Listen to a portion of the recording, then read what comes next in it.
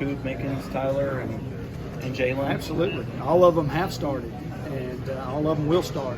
You know, I mean, it's, you know, they're, and you know, iron sharpens iron. So, I mean, what we do in practice and what they do in the game will dictate their playing time, and these guys understand that. The guy right behind them, you know, can take their spot real quick.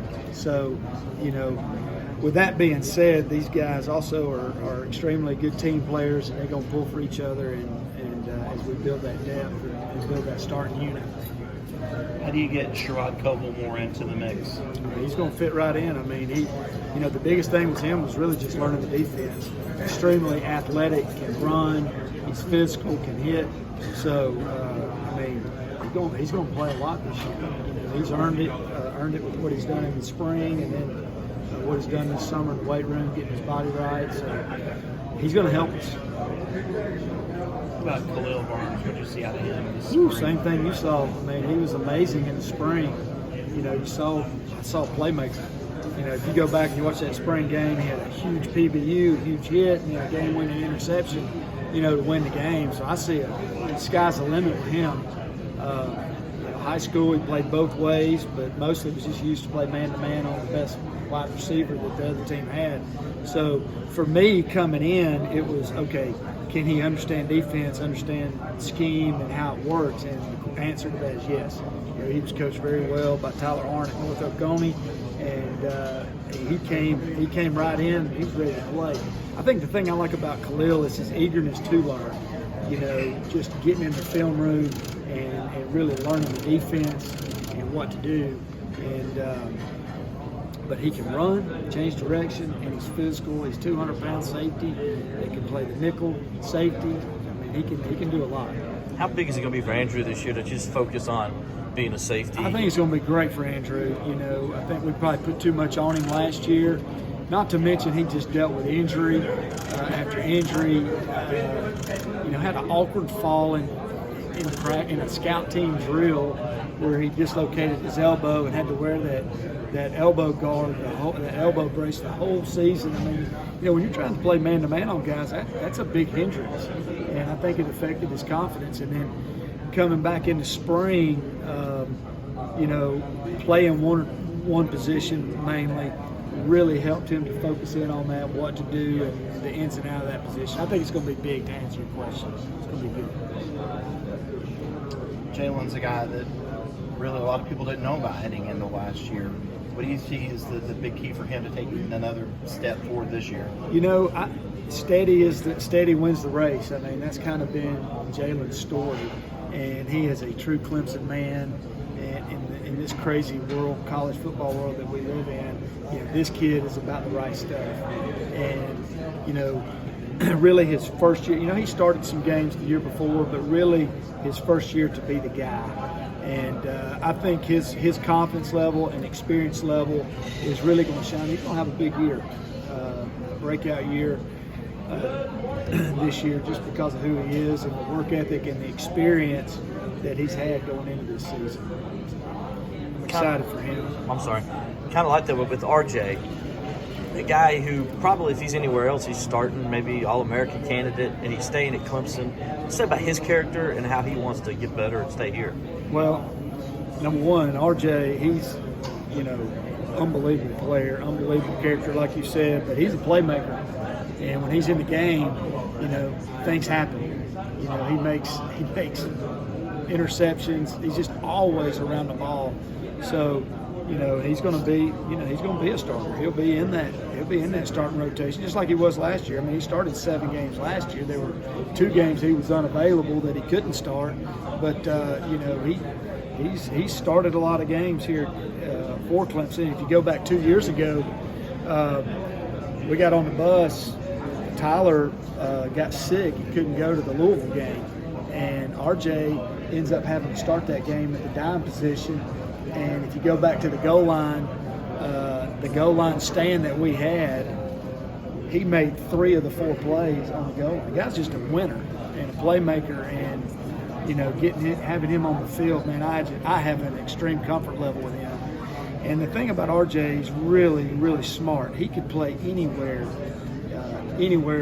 He can play both linebackers, both safeties, and the nickel. I mean, he's extremely intelligent. He just has a great feel for the game. But for his off season, the biggest thing for him was to improve on speed and change of direction, and he's done that, man. He is running really well right now. So, I'm excited. That's going to help him with his man-to-man and that sort of thing. But Nicky, love that guy. you talk about this crazy world of college football. How much harder, and your guys are about the right things, how much harder is it to find those guys who are about the right things when, there's so much made of, well, you can get this in NIL and you can do this here, you don't like it, you can go somewhere else. Y'all probably know the stats better than I do, but how many high school football players are there out there in the world? There's a ton of high school kids that can play football. And a lot of these guys, they go to the 247 or rival camps, they go to these things, and a lot of people don't go. And those that don't go are the ones that we got to dig and watch film and we got to find. And the ones that do go, we got to cipher through the ones that buy into the hype and the ones that don't. And that's what makes a great Clemson player. So, I mean, you take a guy like Isaiah Simmons, a guy like Kayvon Wallace that we didn't even know about until January of their senior year coming out, and look what they did here. Look what they're doing at the next level. A guy like Nolan Turner. I mean, there's a lot of football players out there, and we have to be extremely picky and choosy with who we get and who we take, and their family dynamic, their personality, and who they are, and what their high school coach says about them. It means a great deal to us at Clemson, and that's how we get the Jalen Phillips of the world, or the R.J. Mickens of the world, or the Andrew McCubas, and those guys. Khalil Barnes. Here's a guy that he wasn't on a whole lot of people's radar until we offered him. You know what I'm saying? But I spent a lot of time with the high school coach. Of course, I know the high school coach because he was one of my assistants. But you got to make those relationships and develop those relationships with the high school coach, so that you can get the nuts and bolts and get the truth on these players, so that you don't get just a great athlete, but you get the whole player. Does it make it harder in this world when you see maybe some other programs saying, well, we're taking these 3 5-stars, and yet maybe they wouldn't fit in here at Clemson? Yeah, I think it's the tortoise and the hare. I mean, steady wins the race, and those guys that are steady and are about the right things, those are the ones that's going to win for you in the long run.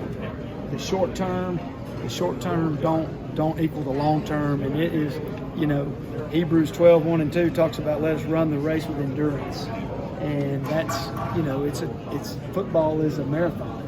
It's not a sprint. And sometimes the sprint's easy.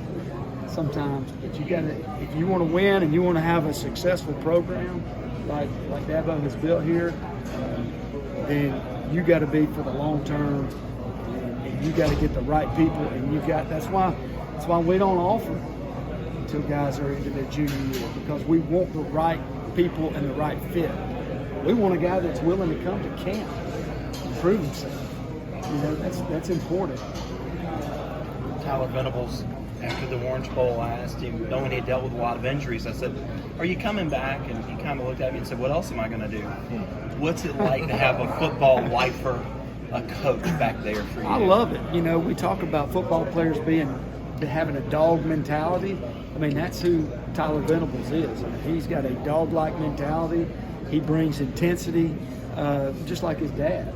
He brings that same intensity to the meeting room, to the practice field. Sometimes you have to say, whoa, instead of go with him, just to get him to calm down a little bit. But he is, but I love it. I love it. I love having him, and I love the fact, I love the way he is working with our young players and coaching those guys up on what they need to do, where they need to be. It helps really all with the experience I got with Tyler, RJ, Makuba, and Jalen. I mean, all 4 of those guys have been coaches on the field and in the meeting room. It's been really good. I missed the beginning, so excuse me if I'm